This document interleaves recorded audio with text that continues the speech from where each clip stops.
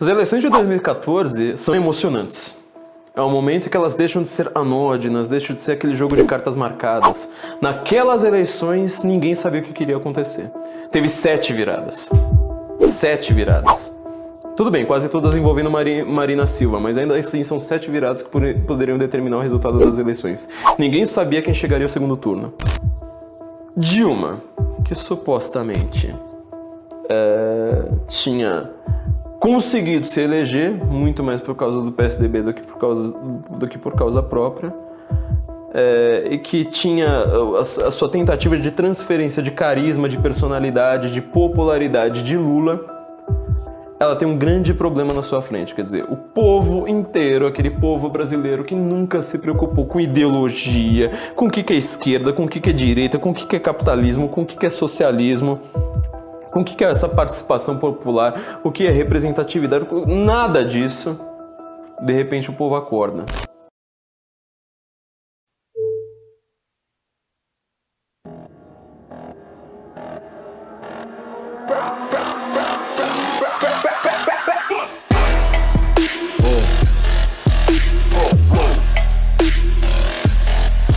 Estamos aumentando o IOF, que hoje é de 0,38%. E o conselho é evitar as manifestações, já que algumas terminaram em violência, e respeitar a orientação das autoridades locais.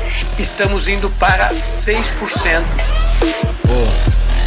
Aí nós vamos ter que fazer cortes importantes no PAC. Como presidenta, eu tenho a obrigação tanto de ouvir a voz das ruas, como dialogar com todos os segmentos, mas tudo dentro dos primados da lei e da ordem, indispensáveis para a democracia.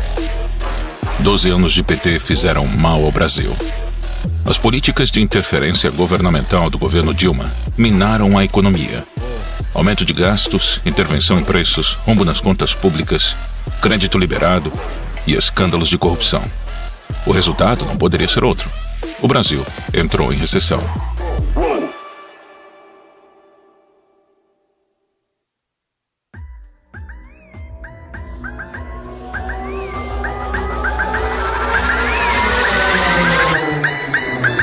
Prometo manter, defender e cumprir a Constituição.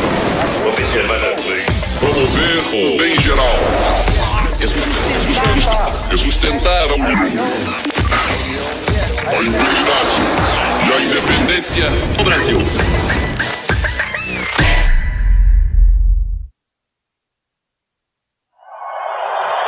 Es un gran placer, en nombre de FIFA, de dar la bienvenida y la gratitud a las autoridades brasileñas, lideradas por su excelencia, a presidente Dilma Rousseff.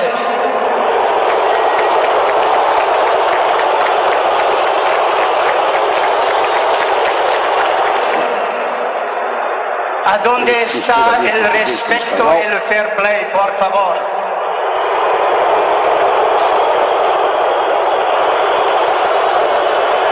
Declaro oficialmente aberta a Copa das Confederações FIFA 2013.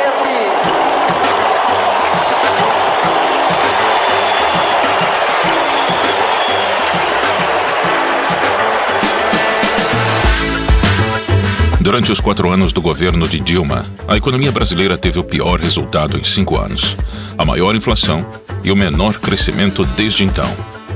36% do PIB era devorado pelo Estado, e ao invés de diminuir gastos, o governo Dilma adquiriu mais empréstimos, mais subsídios e mais incentivos fiscais.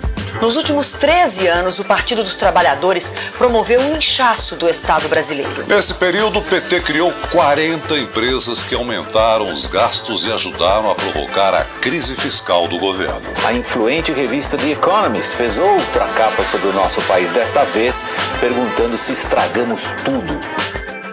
O número de funcionários das empresas públicas federais cresceu de 35 mil em 2002 para 67 mil este ano. A Copa do Mundo foi trazida ao Brasil com a promessa de impulsionar a economia e criar empregos. Mas na realidade, os estádios foram superfaturados em quase 30 bilhões de reais. E hoje estão sem uso. Há menos de 3 meses da Copa do Mundo, o Tribunal de Contas da União apontou indícios de superfaturamento de 431 milhões de reais. Estão a compra indevida de materiais e o valor cobrado para o transporte de pré-moldados no canteiro de obras. O Tribunal de Contas do Distrito Federal está investigando irregularidades na compra de ônibus para turistas da Copa do Mundo. Olha, o Tribunal de Contas do Estado apontou um superfaturamento e falhas nas obras do Maracanã para a Copa do Mundo daqui a menos de 2 meses. Os hospitais absolutamente depredados, sucatados, os médicos mal pagos, o corpo clínico deixa a desejar, falta dedicação para os pobres, nem falo das escolas, nem falo da segurança, mas o Mané Garrincha já está em 1 bilhão e 500, ninguém diz nada. Mas o Brasil está botando dinheiro do meu bolso, do seu bolso, e depois não tem para o velho carente que precisa de uma cirurgia, para a criança, para os pobres do Brasil. Protesto generalizado, olha aí, olha a correria, olha a correria. A popularidade da então presidente Dilma Rousseff era assustadoramente baixa. Seu desgoverno enfureceu a população. Em 2013, o aumento de 20 centavos nas passagens de ônibus motivou o início de uma série de manifestações.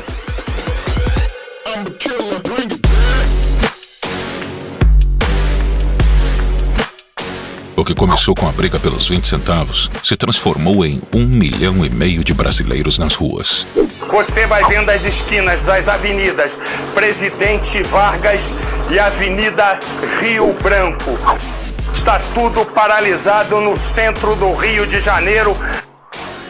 A revolta não tinha um objetivo claro e diversos grupos aproveitaram o momento para legitimar suas ideias. Olha, desde o começo das manifestações, nenhuma das organizações aqui que estavam organizando tirou qualquer deliberação de restrição de partidos políticos, de bandeiras, de coisas desse tipo. E o partido tem que mais sair dos gabinetes e ir pra rua, ir pros movimentos. A consequência foi um caos nacional. O governo precisava tomar controle da situação. PSOL, PSTU e sindicatos financiados pelo PT bancaram black blocs para esvaziar os protestos. Os vândalos saqueavam, causavam incêndios e depredavam estabelecimentos. A ajuda financeira dessas organizações sindicais foi relatada por investigados e testemunhas na Operação Firewall, da Delegacia de Repressão aos Crimes de Informática.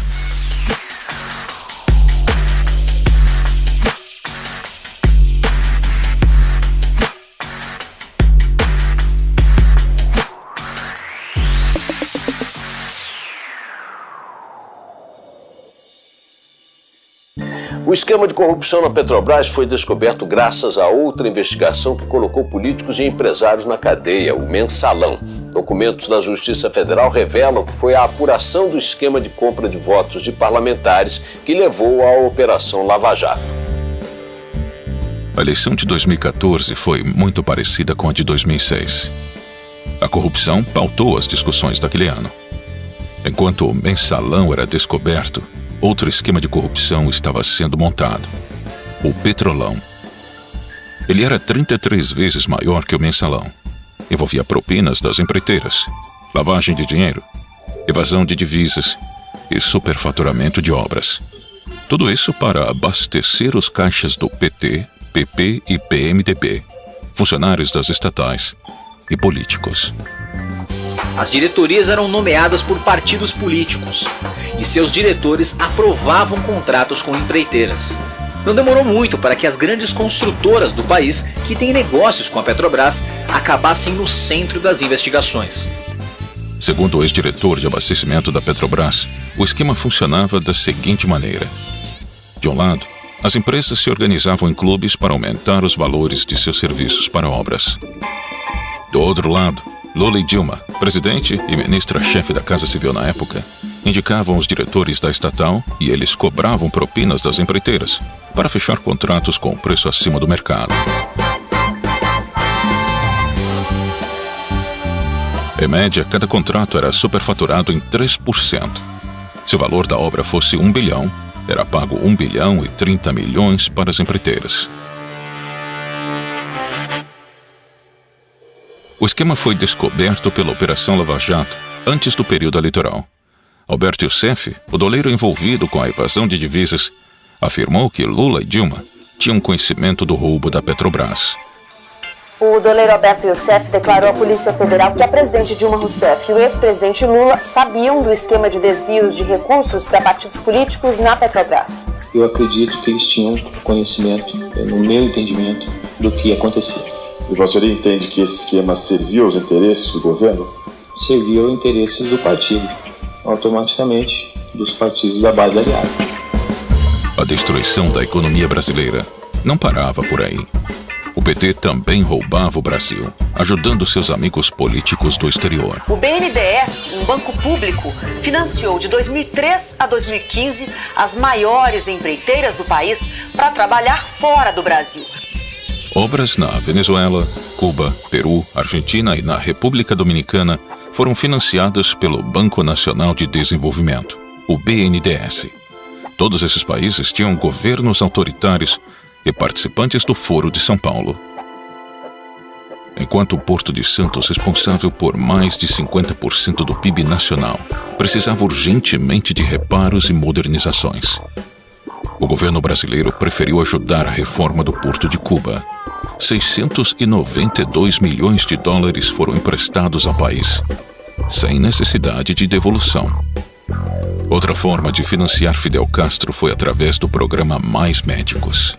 Nesse instante, a senhora Presidenta da República, Dilma Rousseff, sanciona a lei que institui o programa Mais Médicos.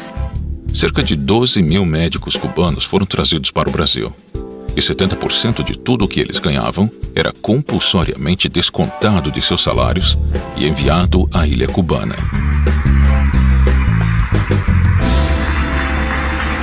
E assim começaria a disputa presidencial de 2014.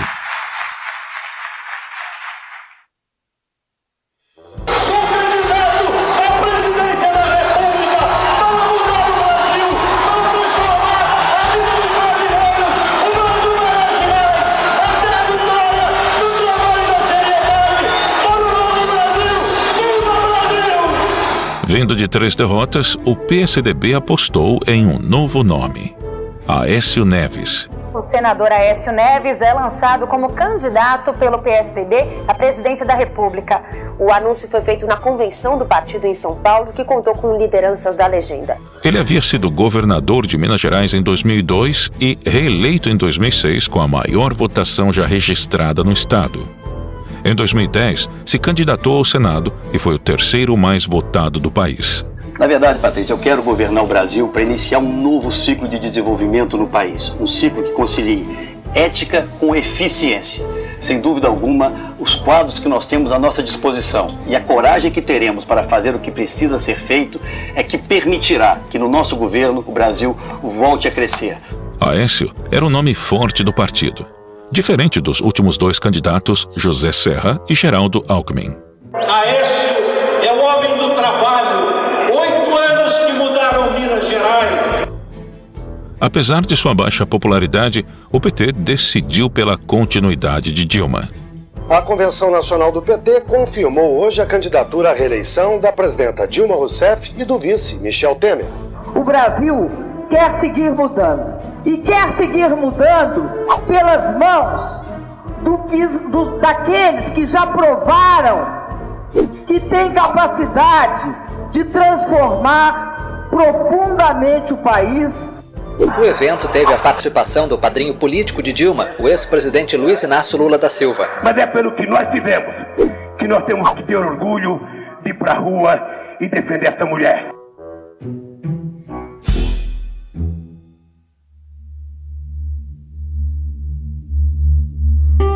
O terceiro nome daquela eleição era Eduardo Campos, do Partido Socialista Brasileiro. Neste fim de semana, o PSB oficializou a candidatura do ex-governador de Pernambuco, Eduardo Campos, com a ex-senadora Marina Silva como vice na chapa. Nós estamos prontos para ir à luta, para construir a vitória que o Brasil deseja que possamos construir. Que Deus nos ajude nessa caminhada.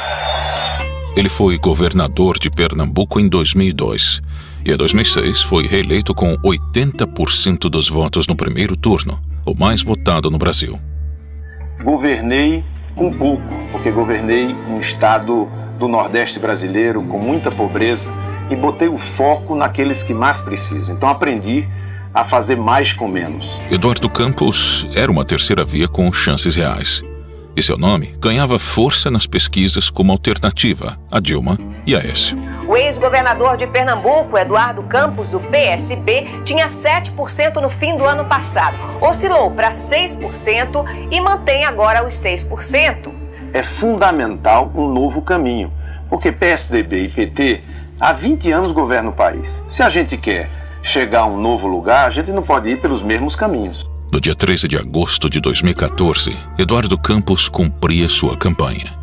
O candidato viajava do Rio de Janeiro até Guarujá, em São Paulo, onde participaria de entrevistas nas televisões locais.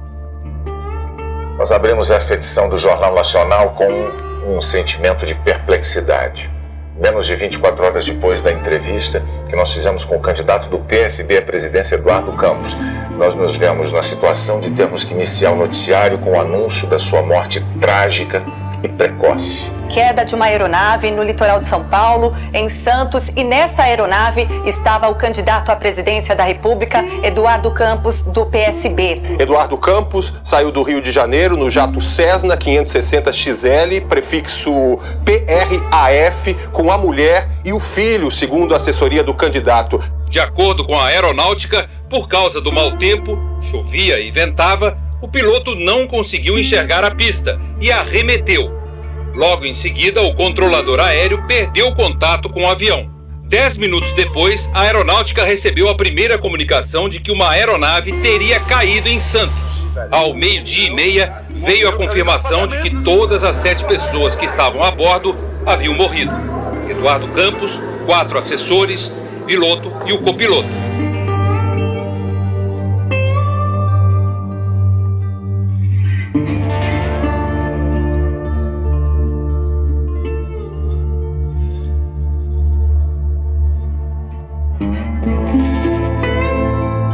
Essa é, sem sombra de dúvida, uma tragédia que nos impõe luto e profunda tristeza. 5 dias depois, o PSB anunciou que Marina Silva substituiria Campos na disputa pela presidência. O PSB oficializou Marina Silva como candidata à presidência e Beto Albuquerque como vice. É que a gente possa renovar a política, de que a gente não desista de ter na política aquilo que os brasileiros tanto querem, que é vê-la a serviço de resolver os principais problemas do cidadão.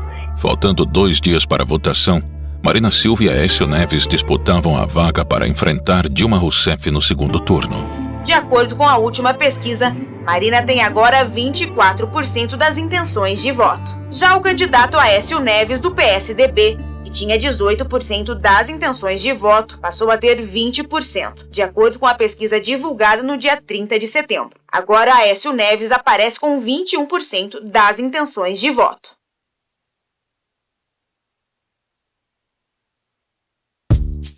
Olha, minha filha, tenho 62 anos. Pelo que eu vi na vida, 2 iguais não fazem filho. E digo mais, desculpe, mas aparelho excretor não reproduz. É feio dizer, você propõe que o jovem consuma maconha. Isso é crime. Mesmo sem chances, outros candidatos entraram na corrida presidencial. Luciana Genro, Levi Fidelix, Eduardo Jorge e Pastor Everaldo foram alguns dos nomes que se destacaram. O senhor pode fazer uma pergunta, pastor, sobre previdência.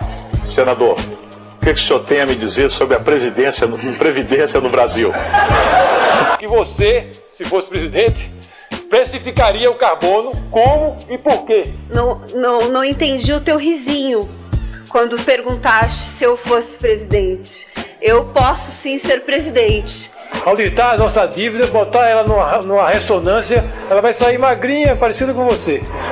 Segundo, porque o senhor é de um partido que tem promovido a corrupção, que tem, inclusive, se beneficiado dos financiamentos de campanha da mesma forma como o PT da candidata Dilma e o PSB da candidata Marina. Em primeiro lugar, que saudar o retorno da candidata Luciana Genro às suas origens, atuando aqui como linha auxiliar do PT. Com todo respeito, linha auxiliar do PT, uma ova, candidato Aécio. Você está aqui como candidato à presidência da República. Você não deve ofender os outros sem conhecer do que está falando. Acusações levianas em véspera de eleição não servem a um debate desse nível. Lamentavelmente, você não está preparada para disputar a presidência da República. Mas naquele ano foi Levi Fidelix que roubou a cena. Prefiro não ter esses votos, mas ser um pai, um avô que tem vergonha na cara, que instrua seu filho, que instrua seu neto.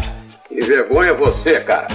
Você, porque você está praticando apologia a crimes, a jovens que estão indo para clínicas de aborto se matarem. Isso é uma vergonha para um candidato a presidente da República. Mas eu, presidente da República, não vou estimular. Se está na lei, que fique como está, mas estimular jamais a união homoafetiva. Você já imaginou, o Brasil tem 200 milhões de habitantes. Se começarmos a estimular isso aí, daqui a pouco vai reduzir para 100. Vai para Paulista e anda lá e vê. É feio o negócio, né? Porque nós temos que ter famílias tradicionais, que também é a Constituição Federal. No artigo 226, prevê o homem, a mulher, filhos. O Brasil está pagando mais de R$1 bilhão a Cuba para trazer 13 mil cubanos. Se pudéssemos, com esse mesmo dinheiro, pagarmos R$10.700, que é exatamente o que a Associação Médica Brasileira pretende para que os médicos possam trabalhar na periferia e no interior, seria realmente o ideal. O Evo Morales vai mandar mais cocaína para cá com essa grana. Cuba vai fazer mais porte Mariel para contrabando. E ela louca da Cristina Kirchner, lá da Argentina, vai importar mais carros da China e menos do Brasil, gerando então problemas para a nossa nação. Faltando alguns meses para o primeiro turno, Dilma Rousseff se envolveu em uma crise. Um vídeo divulgado pelo site do jornal O Estado de São Paulo mostra um deputado do PT de Minas Gerais declarando que os petistas dos Correios ajudaram a conseguir votos para a presidente Dilma no estado. Em um vídeo obtido pelo jornal, o deputado estadual pelo PT de Minas, Durval Ângelo, diz que as campanhas à presidência de Dilma Rousseff e de Fernando Pimentel ao governo estadual, ambos do PT, conseguiram crescer com a ajuda dos petistas dos Correios e que a presença da empresa estatal em várias cidades contribuiu para as campanhas. Se hoje nós estamos em 40% de Minas Gerais, tem dedo forte dos petistas dos Correios. Esse tipo de prática deve ser condenada pela sociedade e principalmente pela justiça eleitoral. Os Correios em Minas Gerais, durante toda a campanha, não cumpriram com a sua responsabilidade, cometeram um crime e não enviaram as correspondências da nossa campanha.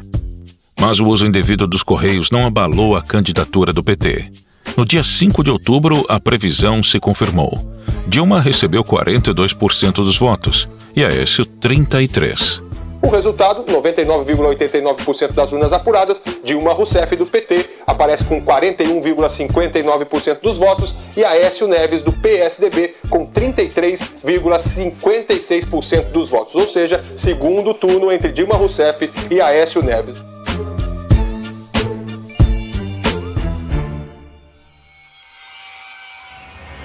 Eu não vejo em momento algum a senhora dizendo não é possível que fizeram isso nas minhas barbas, sem eu saber o que estava acontecendo. O mensalão do seu partido não teve nem condenados nem punidos. É essa a realidade, candidato. Não fuja dela. A senhora será a primeira presidente pós-Plano Real, pós-redemocratização, que vai entregar uma inflação maior do que recebeu. A competição estava acirrada. Nas pesquisas de intenção de voto, Aécio e Dilma estavam empatados tecnicamente. Aécio Neves, do PSDB, está com 51%. Com a margem de erro, tem de 49% a 53%. Dilma Rousseff, do PT, está com 49%. Com a margem de erro, tem de 47% a 51%. As semanas seguintes foram de alternância do primeiro lugar. Ora Dilma liderava, ora Aécio liderava. Os 20% de votos que Marina recebeu iriam decidir aquela eleição. E as atenções dos vencedores do primeiro turno se voltam agora para a decisão da candidata do PSB, Marina Silva, sobre o possível apoio a um deles no segundo turno. Nesse momento eu reitero, e se Deus quiser e o povo brasileiro, você haverá de ganhar ganhando.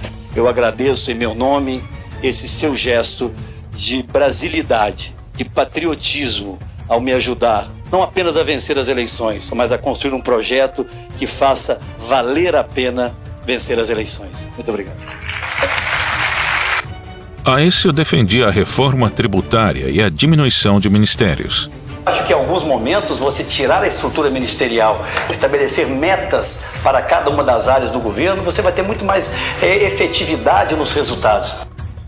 Prometeu também a não repassagem de salário dos médicos cubanos ao governo de Cuba. E apesar de parecer defender um Estado menor, afirmou que ampliaria o Minha Casa Minha Vida e que transformaria o Bolsa Família em política de Estado. Eu quero tranquilizar a todas as brasileiras e a todos os brasileiros, porque nós não vamos apenas manter o Minha Casa Minha Vida, nós vamos aprimorá-lo, focando especialmente as populações de mais baixa renda. Eu vim aqui hoje dizer que no nosso governo o Bolsa Família vai continuar, em determinados casos vai ser ampliado. Dilma confirmou que continuaria as políticas de consumo e aumento de programas sociais. E prometeu não aumentar a luz, nem os juros, combustíveis, impostos e transporte público.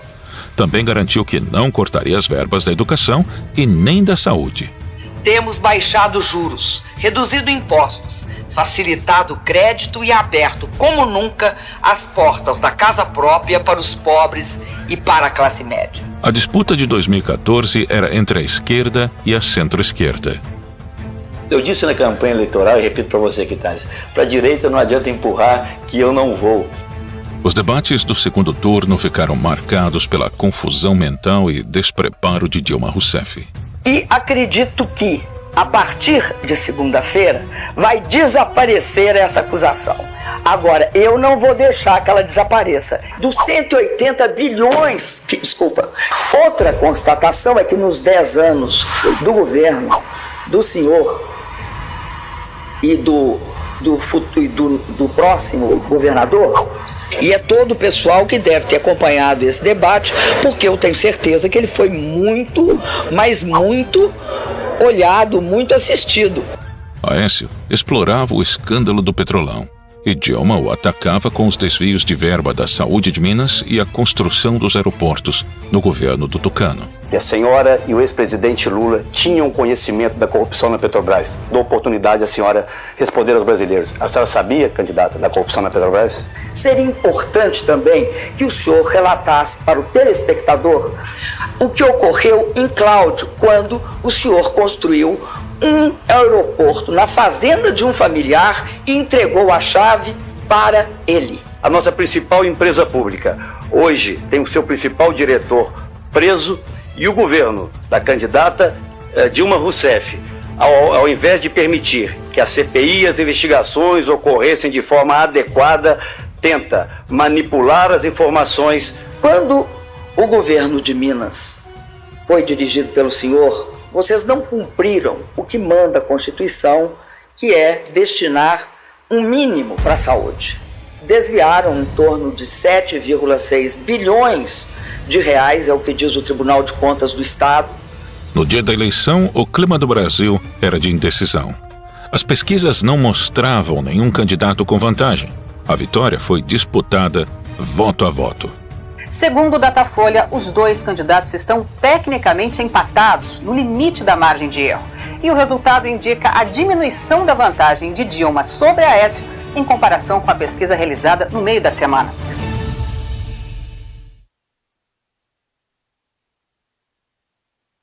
Os dois candidatos à presidência da República votaram na parte da manhã. Dilma Rousseff, do PT, votou em Porto Alegre. É nesse exercício do voto que as pessoas podem externar suas opiniões, ter uma clara opção em relação qual é o caminho que querem que o Brasil siga no futuro. Muita confiança, uma confiança serena, né, de quem fez o bom combate. Nesse instante, a minha palavra é essa, é de agradecimento, é de confiança, mas, sobretudo, de respeito à vontade dos brasileiros, qualquer que seja ela. O TSE mostrava Aécio na frente com 88,9% das urnas apuradas. Mas faltando pouco para o encerramento, Dilma conseguiu a virada. Às 7h32, só o restrito grupo testemunhou o momento decisivo da eleição. A candidata do PT ultrapassou o candidato do PSDB e assumiu a liderança. Quando finalmente, às 8h02, o país tomou conhecimento do segredo das urnas, Dilma já liderava por mais de 2 milhões de votos. Continuou na frente e, a partir daí, o Brasil apenas viu a presidente manter a liderança e às 8h27 ser oficialmente declarada reeleita. Apesar da virada, a reeleição de Dilma teve sua legitimidade questionada. A apuração dos votos foi feita de maneira secreta e não teve a participação de nenhum integrante do PSDB. A lei requer a presença dos dois polos para ser uma eleição válida, e apenas petistas participaram da apuração. E mais, o presidente do TSE era Dias Toffoli. A oposição apontou que ele tinha sido advogado do PT nas campanhas de 98, 2002 e 2006, e que, por isso, o petista não poderia coordenar o processo eleitoral por conflito de interesses. As urnas eletrônicas usadas na eleição também foram questionadas. Mas tem algo que está na cabeça do povo. Eles não acreditam nas nossas urnas eletrônicas. Assim sendo, eu tenho já apoio de alguns líderes, a emenda número 10 permite o voto impresso ao lado da urna eletrônica. Não precisa ter havido fraudes aqui e ali. A apuração secreta é fraude. Está entendendo? Porque se você não tem meio de verificar os votos, pronto, acabou. Você não é válido. Uma apuração secreta simplesmente não é válida. Agora, você veja, o sistema hegemônico chegou a tal ponto que o pessoal aceitou isto. Então entra naquele negócio do Stalin, falando, não interessa quem vota, interessa quem conta os votos. E eles mesmo controlam, são, parece que 23 pessoas apenas. Não é isso? Então, o sistema é fraudulento em si. Não precisa ter havido fraudes pontuais para piorar o negócio.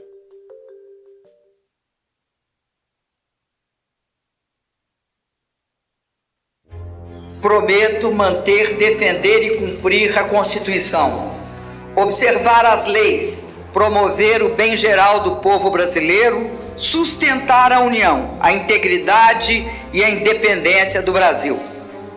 Assim prometo.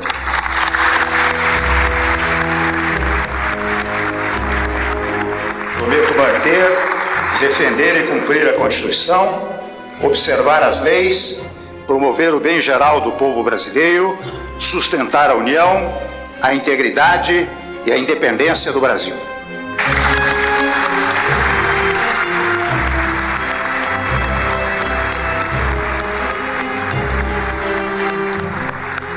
Declaro empossados nos cargos de presidenta e vice-presidente da República a excelentíssima senhora Dilma Rousseff e o excelentíssimo senhor Michel Temer, respectivamente, para o período de 1º de janeiro de 2015 a 31 de dezembro de 2018.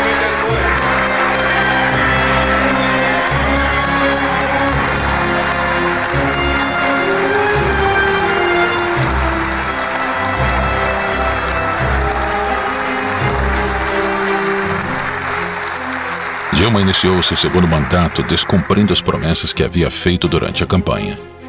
Aumentou a conta de luz, os juros da casa própria, o preço dos combustíveis, a passagem do transporte público, os impostos e cortou verbas da educação e da saúde. A sequência de altas foi interrompida em abril do ano passado e retomada após as eleições.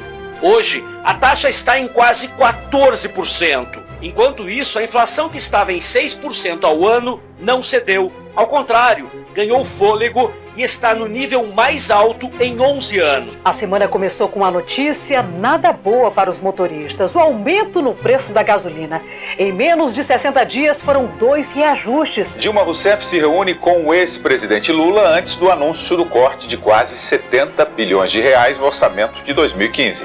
O desemprego ficou em 12% no último trimestre do ano passado e atingiu mais de 12 milhões de pessoas no país. É o maior índice desde 2012, quando foi criada a série do indicador da PNAD. Os maiores cortes ficarão com o PAC, Programa de Aceleração do Crescimento, 25 bilhões e 700 milhões de reais.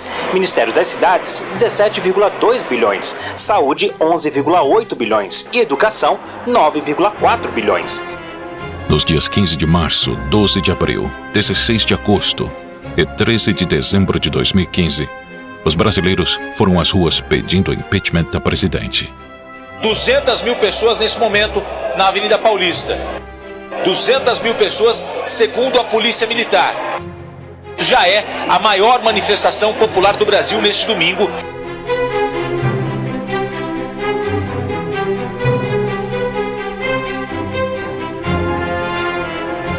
No mesmo ano, o TCU deu prazo para a presidente explicar uma série de irregularidades nas contas públicas de 2014, as chamadas pedaladas fiscais.